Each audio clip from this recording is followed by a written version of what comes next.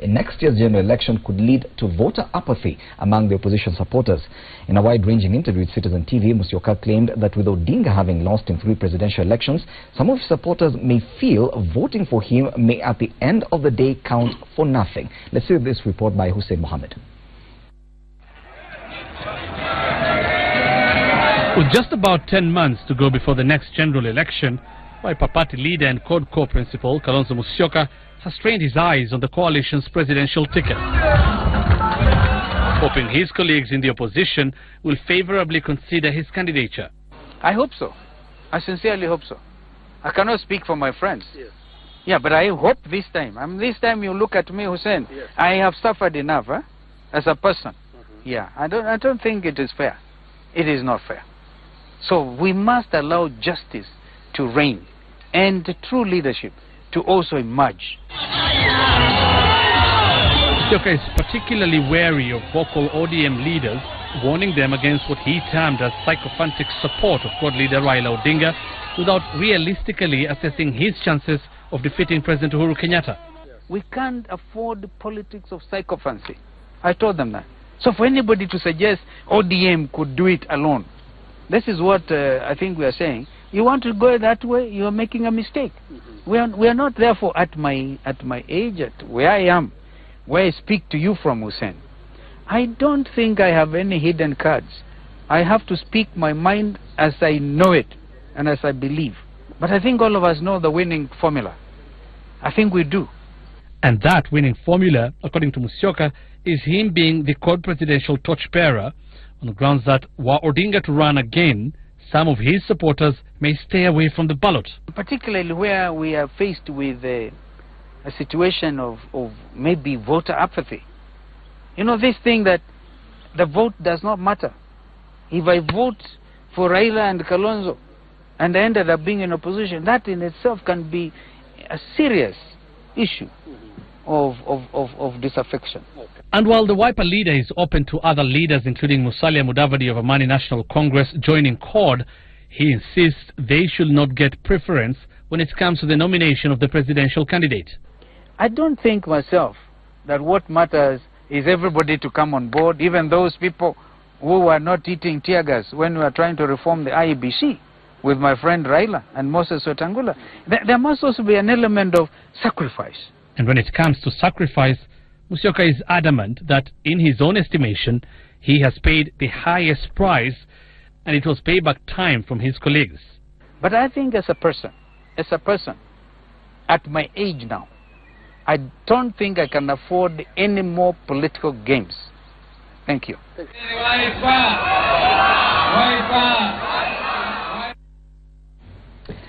Yes, it is that we need to discuss now. And the suggestion that probably that combination, certain combinations could actually cause a voter apathy. Now, this discussion is within CORD.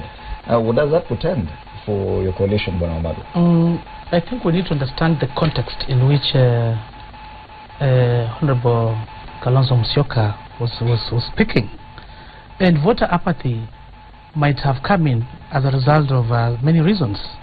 Looking at, I think, to my interpretation, my thinking, is like if we have a Raila Kalonzo ticket, whereby Raila goes for presidency and himself going for the vice presidency, what happened might come in, looking at historically, that maybe people have looked at Raila in terms of when it comes for presidency, even there's this aspect of maybe rigging.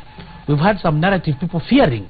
So maybe it will be said that if it's Raila, even if he wins, something is going to be grabbed, all the issues of rigging, because we are told there are some forces where they don't want to see a Raila presidency, because maybe they see whatever their interest will be at risk. And we've seen it happening. So somebody will say, hey, I've been voting here, I've been there all through, this guy has been winning. Of course we know what has been happening. Raila has been winning elections for these allegations, and maybe rigging has been there. That maybe this has been the same story. So I'm getting tired maybe of giving my vote, and yet even if the Raila wins, it's being snatched. So really, why don't we maybe try to change the strategy and maybe put this one there? I think his reasoning is coming from that context. Yes. That is my thinking. Okay. And I've not... Okay. Yeah. Because Okay. yeah, I'm still moving on. I've just explained the aspect of the apathy. But as a code coalition, Yes. there's a framework that we're putting in place. This is the thinking. That's why we don't want to name our presidential candidate now. Because the Jubilee, the drugs are there. You can see everybody, the weapons. So at the right time, we are going to have a proper combination that is going to send the Jubilee government home. Yes. So my humble request to our supporters is to wait and see. And we've always said that the three principles, Kalonzo Musyoka, Raila Amolo Odinga, and Moses Wetangula, all of them have an equal opportunity of becoming the flag bearers. Yes. There's none who is assured that I'm the automatic one. But we're now because seeing, I win. we're now seeing, and Bwana Ocheng, I need to come to you now. We're now seeing that these other two core principles, Moses Wetangula and Kalonzo Musyoka, are now fronting a narrative which is similar in a way. That Raila has tried it once, twice, thrice, and failed. He should leave it for someone else. Kalonzo just puts it in a different way. Do you agree? You know, Ted Cruz and Marco Rubio, all these guys, when they were fighting with Trump for the ticket for the Republican Party, it was so fierce a battle, they didn't hail over it up to now. Up to now. When it was clear to the Democrats that Hillary Clinton was the best for the ticket, they didn't have to argue about it. Then Sanders came, they had a very bad fight, and it weakened Hillary big time. These are very recent things happening, less than 6 months. And like I've told you before, I personally, as a member of ODM, I want to leave it to my party leader Raila Odinga, Kalonzo Musyoka, and Wetangula to decide who's going to become the candidate. But, like I said last time, the hemorrhage that's going to happen because of this kind of statements is so huge. They disappoint us. They make us feel bad. Let me tell you, nobody in the strongholds of Raila, Kalonzo, and will ever forgive them if they allow the NEP government of Jubilee to go back because of their division. No one will forgive them. In fact, let me tell you, some of us are so impatient with these kind of statements being made. Why can't they just man up and say, okay, like he says, we agree, we're going to name our candidate at the time of our choosing. But then tame your tongues. How do you tame the tongues of your followers? Because I keep hearing Wetangula and Kalonzo telling the ODM guys to keep quiet. But how do you tame the tongues of your followers if yourself you're not taming your tongues? Yes. The other day you heard Wetangula telling Raila that he's firing blanks. Now this one, Honorable I think I need to correct that Kalonzo Musyoka because we are here. He never said... Give him a chance, I'll give you an opportunity. Yeah, please give me to respond to that. Yes, tell him to be good. I belong to court just like I do, I think, like you do, I think. Yes. And we are trying to help a situation. Yes. The situation is that we need a strong code candidate. Yes. And there's no reason for the three of them to eat up each other until only the heads will remain. I think they need to have each of them intact when they'll need it most, when they'll have agreed on a single candidate. Yes. And Kenyans are getting tired with this idea that, oh, we can all do this fight, we can all abuse each other, but when we finally name one candidate, we'll be stronger together. It didn't work that way, and I want to appeal to the code base, just responding to the statement made by Honorable Kalonzo. I want to appeal to the code base that every vote counts, and we will need those votes.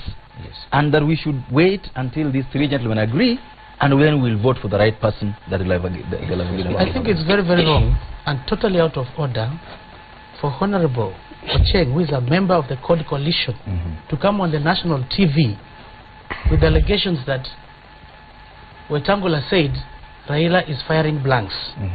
It's totally unacceptable. What Wetangula had said, you know, this is a Luya saying, which says that if you've been using this strategy and it's not been working, what you do, you need to change. So the issue is this. No, it's a Luya saying. It is wrong for him, particularly as a member of CORD, to come on the national TV. Try to insinuate. But you played that. No, get that clip. Yeah, can I finish? Can I finish? Totally wrong. Let me respond. You know, it was a point of order. Point of order takes precedence. Can I speak? Gentlemen, let's allow him one statement. You finish. Absolutely, let me finish. Yeah. So his way of interpreting, it's actually wrong. And for you to come here to try to add more fire as a member of the coalition instead of speaking the truth. Because what Wetangula said, we're not mischievous about this. He said, Raila has tried several times. You know, in the Luya there's a saying that when you try, when you're with a woman, you might be trying, but maybe it does not conceive. Okay, you are not achieving your objective. So this saying says you change the strategy. If you've been more on this side, you change and try this other side. We know Raila Amolo Odinga, he's been winning, but maybe there's that strategy of rigging. So what he implied in this case is, can we change strategy? Maybe when it comes to taking good care of the votes. So him to come and allege the way Jubilee is doing, that he said firing blanks, unacceptable. He never said that. We are very united and we are one as a court coalition. It's unacceptable. The words firing blanks. Did you hear them yourself last week? Yes. Can you play it? Where is firing blanks? Okay. It was not Let's even even apologize. Let's bring the debate to this side now. You know, which you are advancing. Let the senator and it's speak not now. acceptable. you know, in the Muli, with this kind of altercation, I need not add anything. Yes. But just to say, you know, when you talk about figurative speech, we were here in this panel with Wamalwa in another setup. Yes. When the eating meat thing came. I think Narok has a thing with figurative speech. And that is why you saw Wetangula did the same in Narok. But now he says it's a Luya saying. But I think let us not play double standards. I think Wetangula was very clear. In fact, I felt very abused as a woman to liken Raila with a barren woman and make fun of that, that not being able to conceive. I think, you know, even the man could actually, man could actually be the one with the problem. Absolutely. You know, let us go to the issues. I think if I look at the statement that has been made by Kalonzo Musyoka, I think the center can no longer hold with God, and things are falling apart very fast. And we are watching. We are very happy, actually. You can see the excitement on my face. But I will tell you something. When I listened to Kalonzo, I mean, he was in government when we were being born. He was in government in the 80s. Ochieng, we were being born that time. In the 80s, we have grown up, we have become parents, and he's talking about sacrifice and likening it to the demonstration of IEBC, where he was whisked out in a VX when poor kids of poor women in Kibera were actually being clobbered. So that is not sacrifice. You know, for being in politics for 30 years plus, you should tell us what exactly have you sacrificed. When we talk about the issues of multi-party democracy, we know who fought for that. Kalonzo Musyoka has not... Can you say who fought for that? For a minute? There are many, and I would... including Jue, there are very many. But the issue of sacrifice must not be likened to being whisked in a VX when other people are being clobbered and you run off from a demonstration. He must tell us, having been in government for 30 years, has Ukambani had water, or are we doing the water now? Has Ukambani had lights and electricity, or are we doing it now? Do we suffer hunger and famine in Ukambani? And I think that is what you should parade as a leader. But most importantly, I want to tell Wamalwa, in fact, people he's imagining, the power that he's imagining are afraid of Raila presidency. In fact, we hope that you bring him. In fact, we hope you bring him so that it's easy to clobber him. And he will lose. Bwana Muluka, this narrative, and to take you back to the narrative of what Bwana Wetangula and Kalonzo Musyoka are fronting. The fact that they're saying that Raila has tried once, twice, and failed. Probably that ticket will not work. Yes, first I need to be protected from Wamalwa. So yes, you enjoy the protection. So protect me. Yes. Now, the first thing is that what will happen, what must happen, will happen. That Kalonzo Musyoka is just preparing the country for the inevitable. And the inevitable is that he is going to bolt. In fact, he has already bolted. I said that a few weeks ago, and he called me to say, you are telling people that I've gone to Jubilee. That's not what I'm saying. I'm saying he's going to leave this marriage of convenience that he got into at the 11th hour when the G7 thing did not work. And he's just preparing his path, he's just preparing the ground, because he believes that the name Kalonzo Musyoka, Stephen Kalonzo Musyoka, must be on the presidential ballot paper. The rest of these things that Mheshimiwa Wamalwa is saying are a combination of wishful thinking and denial. And I speak as a pedigree lawyer, full-blooded lawyer individual from a place called Emanyuria in Kakamega, that when Mheshimiwa Wetangula talks about firing blanks, he's talking about firing blanks, which is a sexist idiom, an unfortunate one. It demeans women and womanhood, but that is the idiom that was used. And when you want to tell somebody off, it doesn't go lower than that, yeah, because that is the lowest that it can go. He has gone down south completely. And you can read in that the reality that even they in Ford Kenya are preparing to take the same path. They are preparing to take a walk. It should not surprise me to see that where Kalonzo Musyoka ends up, Moses Wetangula, Mheshimiwa Wamalwa here and others will also end up at the same political address. Regarding the question of sacrifice, we must take it with a pinch of salt, because we know for a fact that Mheshimiwa Stephen Kalonzo Musyoka, and whom I respect very much, who is my friend, cost the opposition the presidential election in 2007. Whether it was stolen or it was not stolen, he cost the opposition that loss. That defeat is partly to account for it, because when he moved out of that arrangement, he moved with a whole swath of votes. And the thief also looks at the situation and says, here if I steal, it will not be possible for people to know that I have stolen. So it would not have been possible if indeed that election was stolen. It's also true that within the ensuing confusion, he moved swiftly to become vice president.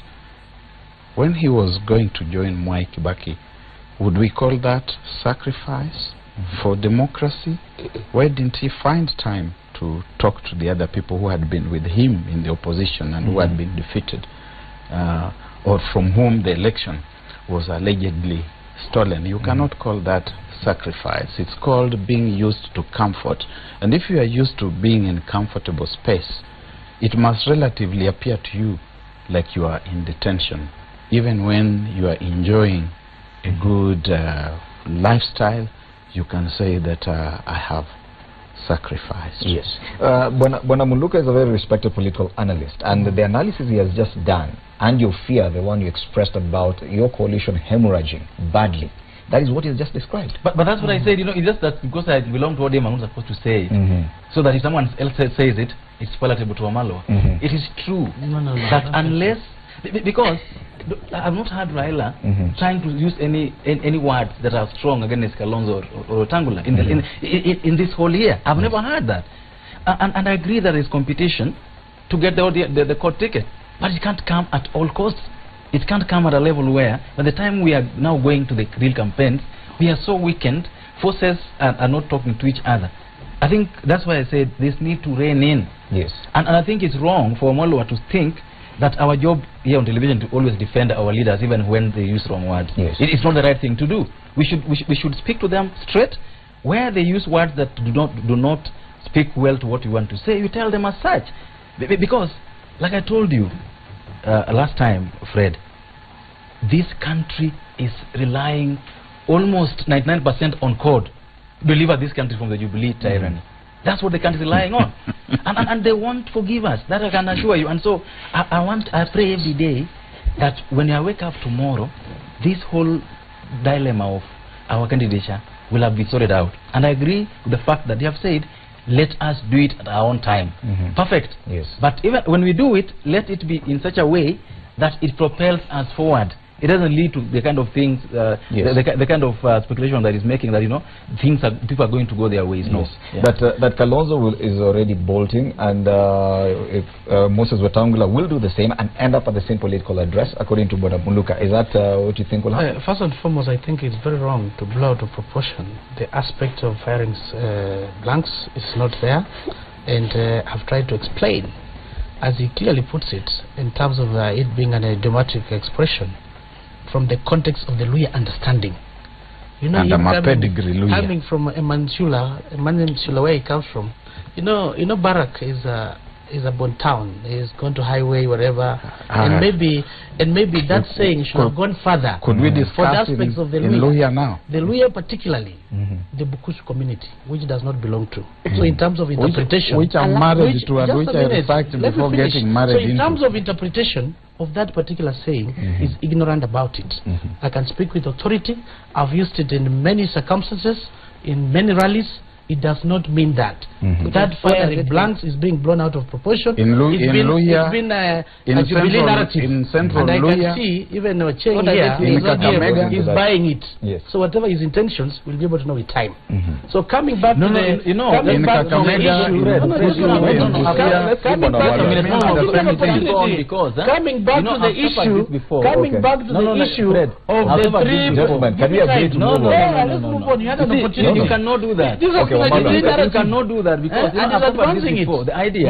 idea that people will say silly things, and then when you correct them, they call you Jubilee Mall. They call you Jubilee Mall. I never said Jubilee Mall. You said it. I said a Jubilee narrative. People will be held accountable. So we are speaking for Jubilee. Said someone is firing blanks. He Yes, said that. he said that. And he said it in English, not in Luhya. Yes. He used English words to say it. For us to cure this, we play the video. That's what I had said. You cannot keep play the video, and I want to see. I want to see the issue of firing blanks. People use good language. People firing blanks. People it was not there. I will beg you. If you care to listen to me, okay, fine. Let me move. Wamalwa must decide whether that idiom was used or it was not. Let's move on from that. That idiomatic expression I've and explained he must know that yes, he must be told that but we must correct Can I be protected? here. Can I be protected?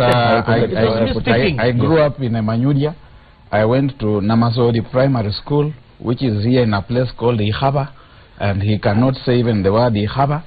Yeah, that is where I went to primary school. After that, I went to Ikomero Primary School.